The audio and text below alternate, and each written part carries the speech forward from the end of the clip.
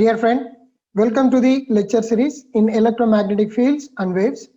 In today's video lecture, we are going to derive the magnetic field intensity due to a circular current carrying wire, and also we are going to look at numerical problems related to the formulas we have derived.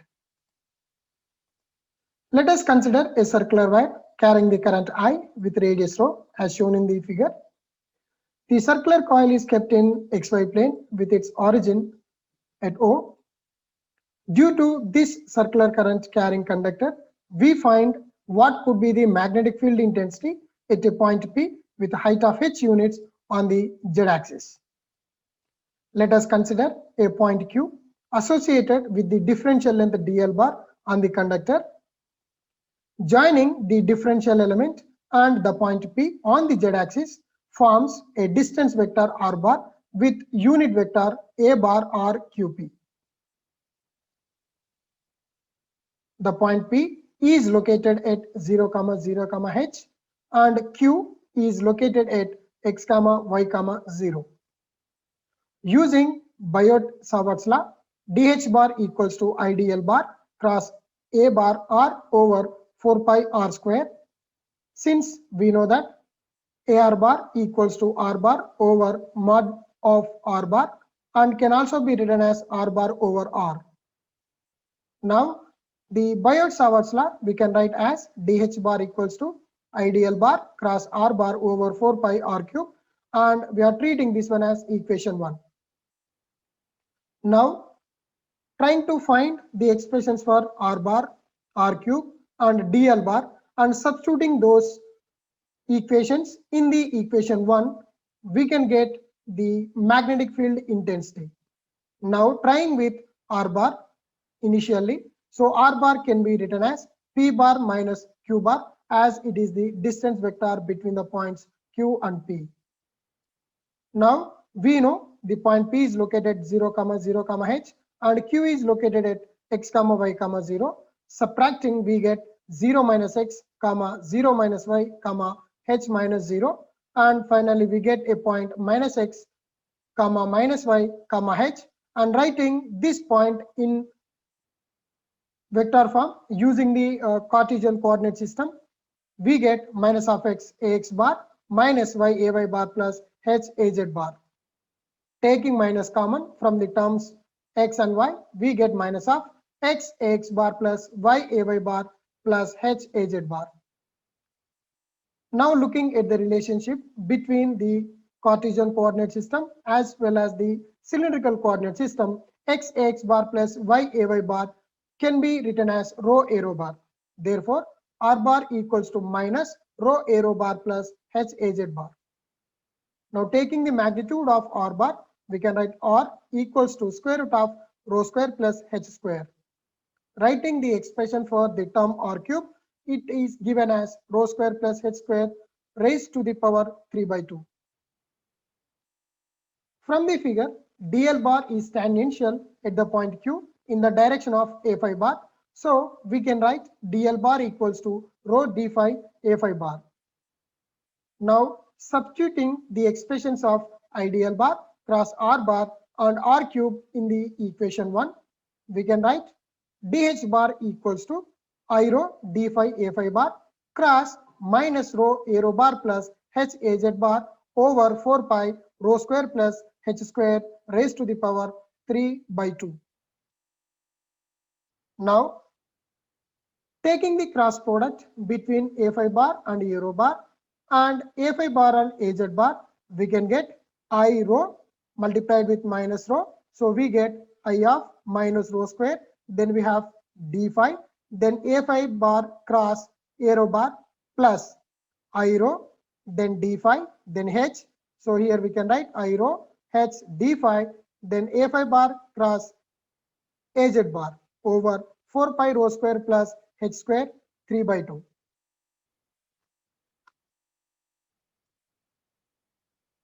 Now we know that the cross product between A phi bar cross arrow bar is minus of az bar. That we can see from a small diagram which depicts the relationship between the unit vectors in cylindrical coordinate system. Let us consider this one as arrow bar and this one as A5 bar and this one as AZ bar. When we go from arrow to A5, the cross product result between arrow bar and A5 bar given as AZ bar. And when we take the cross product between A5 bar and AZ bar, then the result will be arrow bar. And when we take the cross product between AZ bar cross arrow bar, then we get the result into vector direction as A5 bar. Now, when we move in opposite directions, then the resultant vector is going to be obtained in with the negative sign. That means when we move from arrow bar to AZ bar, then the resultant vector direction will be minus of A5 bar. And when we move from AZ bar to A5 bar, then the resultant vector direction is minus of arrow bar. And when we move from A5 bar to arrow bar, then the resultant vector direction is minus of AZ bar. Now here if we look at A5 bar cross arrow bar, so here A5 bar cross arrow bar, then the resultant vector direction is given as minus of AZ bar. So we have substituted that minus of AZ bar here. And when we move from A5 bar to AZ bar, that is the cross product between A5 bar and AZ bar is written as arrow bar. So that term is replaced here. Now, due to the symmetry with the axis, then the arrow term becomes 0 and we left over with dh bar equals to I rho square d phi az bar over 4 pi rho square plus h square raised to the power 3 by 2. Now, to get the entire magnetic field at the specified point P at the height of h units on the z-axis, let us integrate on both sides with respect to phi, so that the expression that we can get as h bar equals to integration phi equal to 0 to 2 pi I rho square d phi az bar over 4 pi rho square plus h square raised to the power 3 by 2. Now h bar equals to I rho square az bar over 4 pi rho square plus h square raised to the power 3 by 2 integration phi equal to 0 to 2 pi d phi. Now integrating and simplifying that expression, we get h bar equals to I rho square az bar over 4 pi rho square plus h square raised to the power 3 by 2 phi, and it is taking the limits 0 to 2 pi. Now substituting the upper limit as well as the lower limit and discarding the lower limit as it is 0, we get h bar equals to I rho square az bar over 4 pi rho square plus h square raised to the power 3 by 2 and 2 pi. 2 pi cancels 4 pi twice, so we get h bar equals to I rho square az bar over 2 of rho square plus h square raised to the power 3 by 2 ampere per meter. Now this is the expression that therefore the obtained expression is for the magnetic field intensity at a height h on the z-axis at point P due to the circular current carrying conductor carrying the current I. At the center of the loop, h equals to 0, then h bar equals to I rho square az bar over 2 of rho square plus h square 3 by 2.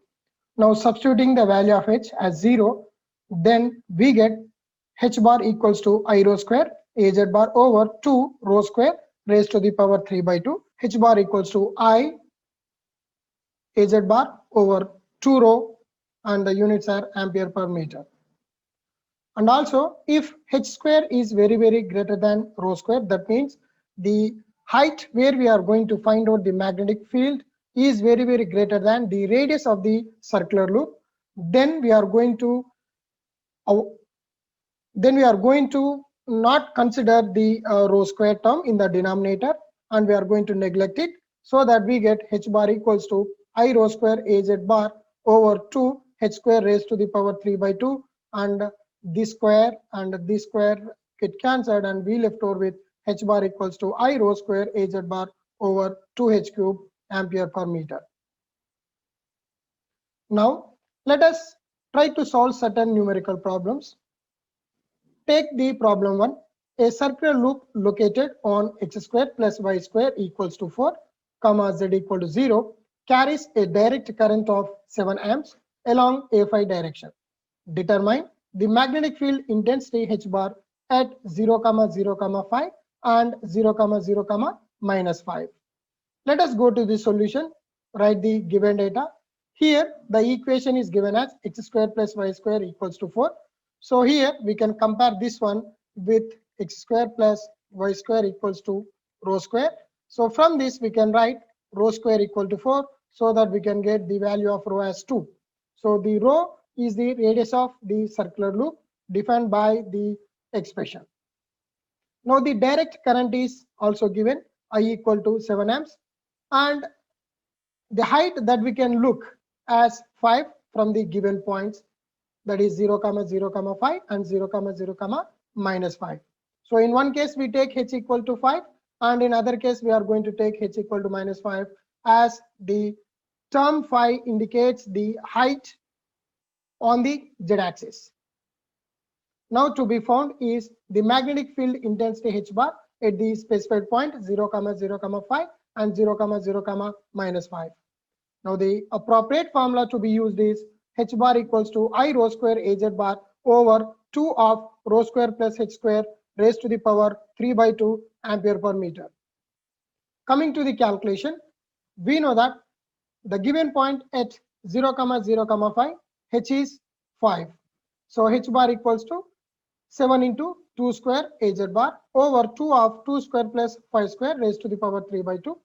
And when we compute this, we get h bar equals to 0.09 Az bar, and we can write it as h bar equals to 90 Az bar milliamps per meter. Now at 0, 0, minus 5, we take h equals to minus 5, and substituting those values, h bar equals to 7 into 2 square Az bar over 2 of 2 square plus minus of 5 whole square 3 by 2, and h bar we get as 0.09 Az bar, and we can write that one as h bar equals to 90 Az bar milliamps per meter. Writing the result, at 0, 0, 5, h bar equals to 90 Az bar milliamps per meter. At 0, 0, minus 5, the magnetic field intensity h bar is also 90 Az bar milliamps per meter. Going to the problem 2, a wire carrying a current of 8 amps is formed into a circular loop if the magnetic field intensity at the center of the loop is 40 ampere per meter. What is the radius of the loop if the loop has only one turn, and in other case when the loop has 10 turns? Going to the solution, let us write the given data. The current I is given, that is 8 amps, and the magnetic field at the center of the loop is given, that is h bar equals to 40 ampere per meter Az bar. And if you look at the magnitude, then h can be written as 40 ampere per meter. To be found is the radius of the loop rho, and this has to be calculated when that circular loop has only one turn and when that one has 10 turns. The formula to be used is h bar equals to I by 2 rho Az bar ampere per meter, and when we are considering the loops, then we have to multiply the expression with the number of turns n. This particular expression is given in vector form, and in scalar form we can write h bar equals to ni over 2 rho ampere per meter. Going to the calculation, when the loop has only one turn, that is n equals to 1, then h bar equals to ni over 2 rho, and we can write rho equals to ni over 2h, as we are interested to find out the radius of the circular loop. Now substituting the values of those terms, we get rho equals to 1 into 8 over 2 into 40, so that rho equals to 0.1 meter. When the loop has 10 turns here, then n takes 10. Now h equals to ni over 2 rho. Now rho equals to ni over 2h. Then rho equals to 10 into 8 over 2 into 40, and simplifying that we get rho equals to 1 meter. Finally writing the result, when the loop has only one turn, the radius of the circular loop is found to be 0.1 meter, and when the loop has 10 turns, then the radius of the circular loop is 1 meter. Do subscribe my channel and click the bell icon so that you will be notified with the latest video lectures on the electromagnetic fields and wave series. Thanks for watching.